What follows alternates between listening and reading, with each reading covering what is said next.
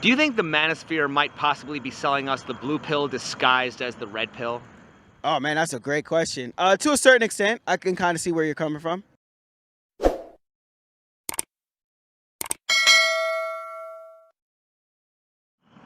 What are your thoughts on the current state of the red pill?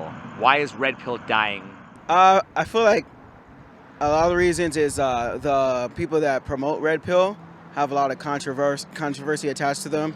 People's content's getting demonetized on YouTube, and a lot of the ladies and Democratic Party don't like the content. How has red pill gone mainstream yet nothing's improved? I think it's just exposing the fact that for the most part, at the end of the day, it's all about taking it to action. So you can have an ideology, and that ideology can be very popular, but if nobody puts it into action, it's kind of useless. Why was the original red pill documentary all about male disposability and men's rights, but the red pill movement is all about self-improvement and dating advice? So I think it goes hand in hand. So like if you self-improve, I think everything will follow itself. But at the end of the day, it's all about personal responsibility. Every day someone turns 18, right? And every day a young man realizes that the dating pool is not in his favor, right?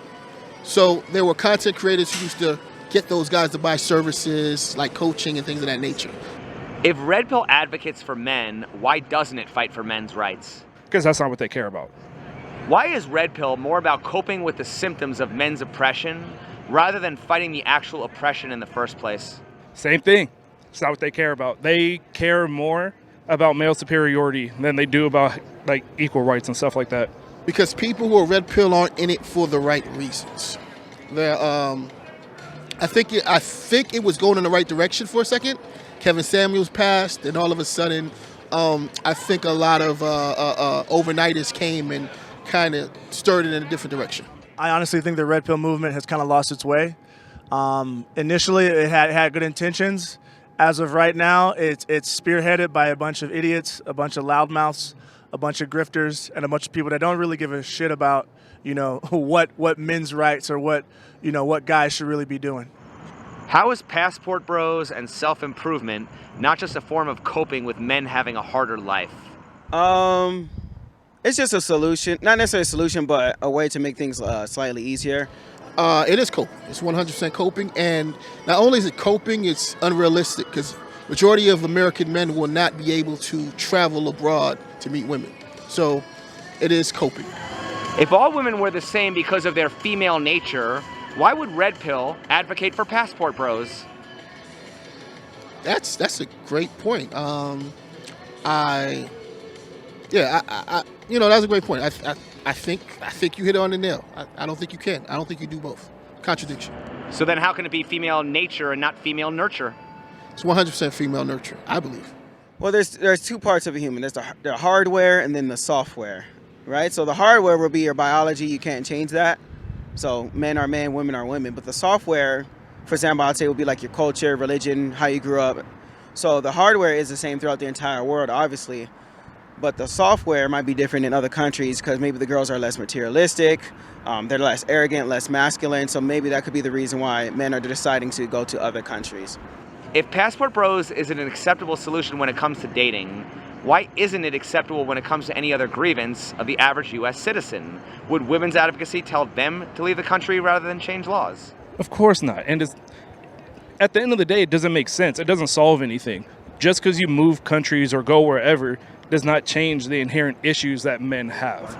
Why is it when women complain, reforms are made, but when men complain, we're told to move or improve? Oh, because we live in a matriarchy. Yeah, we definitely live in more of a matriarch society. Because we don't spend enough money. Society sides with the person who spends the most money. Currently, women spend 80% of the household money. They control 80% of the goods they spend in the household, so naturally U.S. caters to the person who spends the money. Think about even in the music, it bashes men because it makes money. Even in the movies, it bashes men and empowers women because it makes money. So if vice versa were to happen, the money wouldn't be there, unfortunately. Why is shaming women seen as hate, but shaming men is seen as motivation? It's not motivation. It's all hate at the end of the day. I think shaming in general, to a certain extent, is necessary because it motivates you to better yourself. This might be a little crazy, but you know, everyone's saying bring back bullying because it kind of checks you, puts you on check to make sure that you know you're not above anybody, you're not arrogant or anything like that, and it humbles you. So I think shaming to a certain extent protects you from yourself, and it sets kind of like boundaries to make sure you don't become an insane person or a person that thinks they can do and say whatever they want. So then why isn't the solution to women's problems to just be better like it is for men? Oh, because we like to pander to women. Like I said, going back to the media, and you know, if you lie, women buy. So Why is misandry only identified when it comes from women? because even the term itself is a term used when one gender uses it against the opposite. When it comes from men, it's seen as tough love. It's seen as, you know, figure it out. It's seen as motivation. Whereas if it comes from women, you know, it's way more obvious. But at the end of the day, misandry is misandry. Hating men is hating men. At the end of the day, it doesn't matter who it comes from. If you hate yourself, you hate yourself. Like, Why would Myron write a book called Why Women Deserve Less while sculpting men on how to provide women more? because he hates himself. The book is referring to don't do too much for the wrong woman. That's one thing I can think of, because the last thing you want to do is be used. For example, it's happened plenty of times in this society is where a woman will go on a date and a guy that she's not even interested in. So what I get from the title is make sure she proves herself as much as you prove yourself, and it's not a one-way street. Then everything can go from there.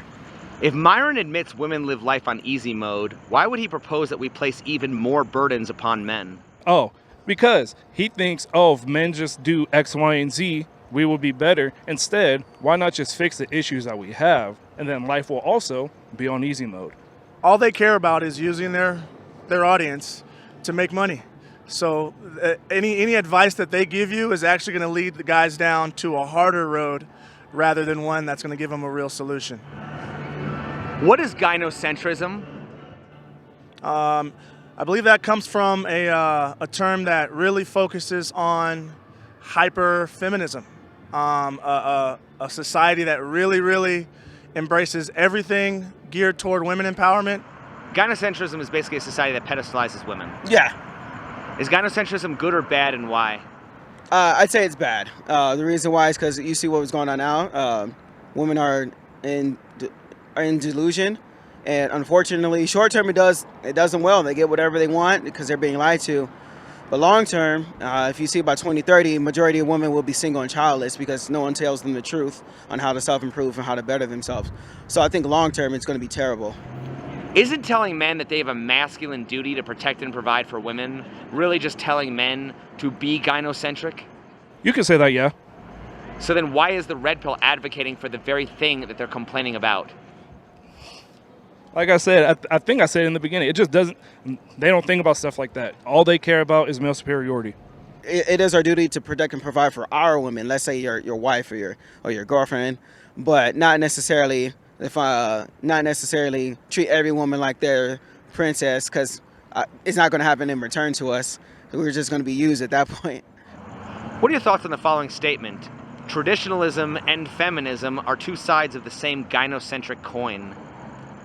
I would say feminism is more on traditionalism on steroids. If you can think of a spectrum, there's like a healthy balance. But feminism, it definitely goes over the limit to the point, again, to where women are delusional. They think they can say and do whatever they want. Even other women I've heard say that it's gotten out of hand. So you know it's bad when even women themselves are saying this feminism thing has gotten out of hand. Why is it when women define a high-value man as tall, rich, and muscular, we accurately label her a delusional gold digger, but when red pill men do the same thing, it's considered advice? Because at the end of the day, like they don't think of it like that. If they hear from a woman, it's bad, but if it comes from a man, it's good. Why is that? Because they rather listen to other men speak than other women. They don't like women at the end of the day. Like, they would rather hear it from someone that they deem worthy than someone that's under them, because they see women as under them majority of the time. I think the terminology gold digger is being misused. If you're doing your part as a woman, you have every right to, get whatever man that you desire as long as you're doing your part. But if you're completely useless and you're sitting around the house not helping him with his business, you're not doing anything, you're not doing your part, it's just a one-way street, then in that case, yeah, you're definitely a gold digger. Why does red pill believe that chivalry is dead and feminism killed it? Because they themselves aren't chivalrous. It's not dead if you don't kill it. Men are expected to approach women, ask them out, pick them up, pay for dates, make the first move. What part of the dating process isn't chivalry? What part of the dating process isn't chivalry? Wow, that's a great question. I believe it is. It's all chivalry. But So how can it be dead? So how can it be dead? Exactly. That's my point. It's not dead if you don't kill it. So then why do they keep saying that chivalry is dead Because and feminism they don't practice it themselves. They hate the fact that they have to do it, so they say that it's dead so they don't have to do it. I believe it's slowed down, definitely. I hear my female friends say I don't get approached as much anymore, and I tell them, hey, this is what you guys ask for. I definitely think the times have changed, and now women are going to have to start approaching men. I believe the Me Too movement definitely played a role in that, men being afraid of being called creeps, weirdos, etc. So it's still there, but it's definitely not as what it used to be. How can chivalry be dead if simping is alive and well? Honestly, I think you hit it right on the head. Simping is the number one root cause for everything. And I think in the West, simping is at an all-time high.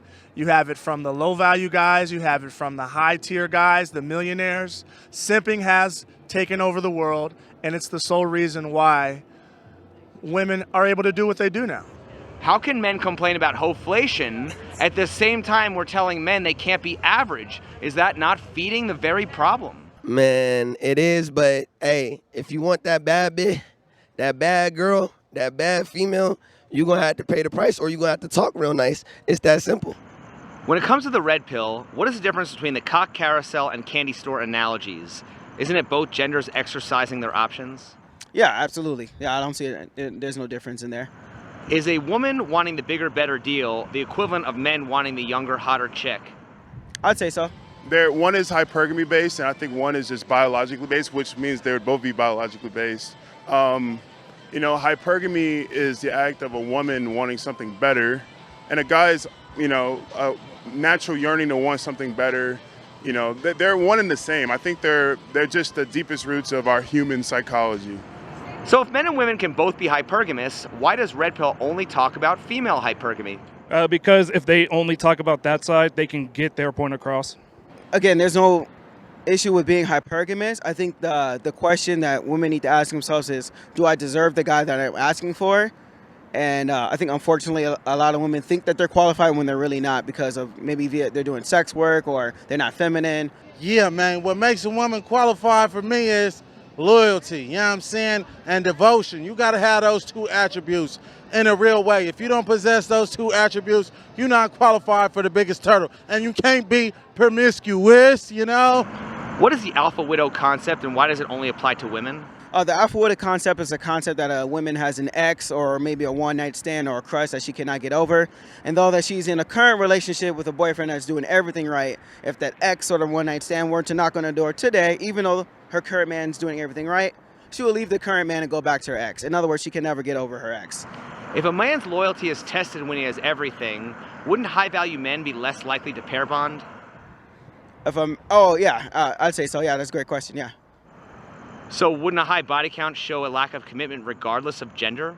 I'd say so. I think the teaching of, and I get why. There's two sides of the coin. So the first side is, we live in a society that tells you when you're broke, you don't deserve a girl at all. And that same society tells you once you work your face off and you become rich, you can only get one girl.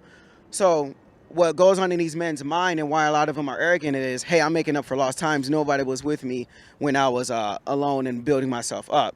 Simultaneously, I do not think it's good to hump around. You can get the wrong girl pregnant, you can catch an STD, and I just think it's a whole messy life in general, and that it is better to just be a one-woman man. But unfortunately, with the society we live in, it is definitely hard to find, especially if he's rich. If one-itis or a soulmate is bad, why is red pill so concerned with pair bonding? It's a hot word right now with the pair bonding thing. It's a very hot term. I don't even know where it came from. I think it's a way to try to hold women accountable to not be promiscuous. If dating coaches advocate for men to become the high-value guy that plows through women, aren't we advocating for men to become the very thing we condemn in women? Yep. Isn't that contributing to the degeneracy? Yeah. Oh, absolutely. Yeah. Again, if my son was growing up. First of all, I think it would be better. Let's say I have a son. I think it would be better for him to find a woman before he's successful, so he doesn't have to worry about the gold diggers that we talked about. But even if he is successful, I would never encourage my son to bang 40 chicks a week. I think that's absolutely gross. If the average man is more likely to pair bond, why aren't women seeking those men? Because there's a segment of women who want a better return, and social media has taught them that there's more out there. So why pair bond with this guy when I believe there's more out there in the marketplace? Why does Rollo refer to the red pill as a praxeology as opposed to an ideology? It's definitely more of an ideology. Because it's something that you're supposed to put effort into. Like, practice makes perfect. An ideology more so is a mindset. How is red pill a praxeology that doesn't give advice when red pillars tell men that they have a masculine duty to protect and provide? It's not. Definitely a contradiction, my brother. Isn't Myron telling men to sleep with 50 women giving advice? Isn't Rollo telling men to have a vasectomy giving advice? That's definitely advice, and I would not take. One thing I learned is, if I like a person or I don't like a person, I pick and choose what I like to hear. Versus when I hear a load of crap, I'm like, that goes in one ear and out of the other. So though, I do watch the Fresh and Fit podcast. That right there was something I did not take. If Red Pill Podcasts can't find good women who aren't sex workers to be on their podcasts, why would they expect men to find good women who are wife material? Yeah, that's a good one. They can find, because if you're a good woman, you wouldn't go to their podcast. So I do believe you can find good women. You just got to get offline, I ask that question all the time. Why not bring women on there that are somewhat not on OnlyFans or somewhat not a model or somewhat not a clout chaser onto the platform to see what a more average chick in America that most guys would be dealing with, how she is and how she acts. I think it's because that gets the most clicks, that's getting the most views.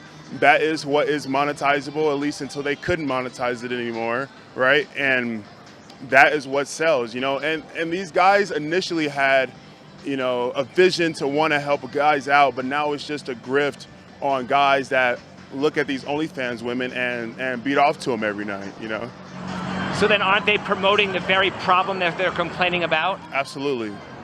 What's the difference between OnlyFans creators exploiting lonely men for money and red pill dating coaches exploiting lonely men for money? There isn't a difference. Crazy, right? Because if you see a bunch of sex workers, you're going to feel like, oh, all girls are sex workers. I'm hopeless. If prostitution was legal, do you think women's attitudes towards men would change? Yes, because sex would no longer be used as a weapon. So if prostitution would be a game changer, why does nobody promote it on any of these podcasts? Oh, because, society would shame them. It does sound weird, right? But let's promote prostitution. That would sound crazy. Prostitution is always in a negative light. The word prostitution already gives people a disgusting feeling. But guess what? We have politicians that used to be prostitutes. Prostitute was the first form of hustle back in the medieval times. Wasn't Jesus' mama a prostitute? Wasn't Mother Mary a prostitute? So it's like this has been taught through the Bibles that these people try to push on us, but yet when there's people advocating and there's girls out here advocating, men out here advocating for legal prostitution, it's a problem. But guess what? These same men is spending money on prostitutes. I think a better solution would be if men had sexual self-control. I think that's the ultimate solution, but I don't think that's realistic, unfortunately. Well, how could it be realistic when sex is a need for men? Well, it's all about practice, my guy. There's NoFap. I've been part of the NoFap community. All you can do is try your best. Obviously, it's a part of men. It is what it is. We spread our seed. So it's definitely a tricky subject, but I say at least give it a shot instead of just being like, hey, this is who I am. I'm a horn dog. Because then it goes back to the 50 women that Myron talked about. I hear Red Pill saying that a man's need to protect and provide comes natural. It's biological. Which is more biological? Men's need for sex or men's need to protect and provide? Man's need for sex. Protecting and... as far as providing, I think you have to be born and raised into providing and protecting. I don't think it comes natural. I feel like when we need responsibility, I feel like we were created to take care of women and children, and if we're by ourselves, it's just like a ticking time bomb until we feel like our life is vaporous. Why don't men need to be taught how to want sex, but men need to be taught how to be a man? Part of being a man is definitely sex, so that's definitely a contradiction. Furthermore, why are men being shamed for wanting sex, something that's clearly biological? It's because like I said, unfortunately, it's an anti-man society. It's an anti-man society. It's anti-commitment it's anti-commitment, and there's another sex that needs men to commit in order to survive the later years. Why are men shamed to not want sex at the same time they're shamed into being a real man? That is a great question. That is a great question, because being a real man, you're going to want sex. You're probably going to want sex a lot. Of course, there's a limit, like I said. Don't be a horn dog, but it's completely normal, and unfortunately, we're shamed for something that we can't control. Well, then once again, why are we coping with the injustice rather than fighting the actual injustice in the first place? Because fighting means get off the couch. A lot of men don't do that. Well, if men are strong and masculine, then wouldn't we be capable of doing what we say we're good at? Yeah, biologically, men are strong and masculine, but I believe not anymore. Growing up in a single mother household, they don't know what masculinity is because there was no father in the house. And I think a lot of men, even in school, majority of teachers are female. So that's where the masculinity has been lost. And our kryptonite is feeling sorry for ourselves. And unfortunately, a lot of men rather feel sorry for themselves than to go through the pain and sacrifice of being responsible and fighting for something. Do you think the manosphere might possibly be selling us the blue pill disguised as the red pill? Oh, man, that's a great question. To a certain extent, I can kind of see where you're coming from. Oh, 100%. That's why if you look at Myron and their content, they have OnlyFans numbers up there. They have their tags there where you could tag the girl on OnlyFans. If you really believed in your content, you wouldn't have the women's information there, So you're working with the same people you are anti. Because they say, a blue pill, they'll call a guy blue pill for quote-unquote simping, right? So, but at the same time, red pill also says take care of a woman, so wouldn't that be considered simping? So I can definitely see the parallel there. Are you familiar with the Whatever podcast? Whatever podcast? It rings a bell. The white person's Fresh and Fit. Oh, him, yeah. Yeah, isn't it that one white dude? He's always wearing flannels who just has a bunch of sex workers on there just to get them to say ridiculous stuff to clip on the internet. Why does Brian, who's anti-marriage, continue bringing on tradcons to promote marriage while never challenging about changing laws like Pearl did with Michael Knowles? I think because he just wants a debate on his show. I think he just wants people to argue back and forth because it gets clicks and super chats and ad revenue. Because it gets views. I don't think he genuinely believes most of the stuff he talks about. He just knows it's going to make him money. I didn't know that he's anti-marriage specifically, but he does have a lot of tradcons on, and they debate with people of different lifestyles, and I just think he likes that back and forth, that blood sport. So then why do we label him a men's advocate rather than just a grifter who wants money? I don't know how people label him, but maybe that is what it is. So the Whatever podcast, I think that's the only thing the show's lacking. I think the structure of the show is good, but I think Brian could be a little bit more direct, and I feel like he's too chillax. And I think that's the only thing that the show's lacking, and it does frustrate me, and that's honestly why I stopped subscribing, because I just feel like on 1 through 10, he's always at like a 4. Of course, don't be at a 10 and scream at these women, whatever, but be direct and ask difficult questions. Like, if he was asking your questions, the show would be way better. Could it possibly be why he brought on Andrew Wilson? That's exactly why he brought... It literally popped in my head before you said that. That's why I love Andrew Wilson so much. He's doing his dirty work, unfortunately. He's doing what he's too scared to do. Continue bringing on traditional conservatives to promote marriage. Because traditional conservatives is the new red pill alliance, and I think it's just them making money together, Anti-women works well with Republicans, Can you elaborate a little more on that? What do you mean? I think they purposely are trying to get those younger men to start voting Republican early by telling them that the world's against them and that they have a disadvantage, and that red pill kind of helps nurture them into becoming Republicans. It's the same thing as Republicans and Democrats. They literally only talk about the other side so they can get their side across instead of talking about the issues with their own side. It's at the end of the day, it's all propaganda.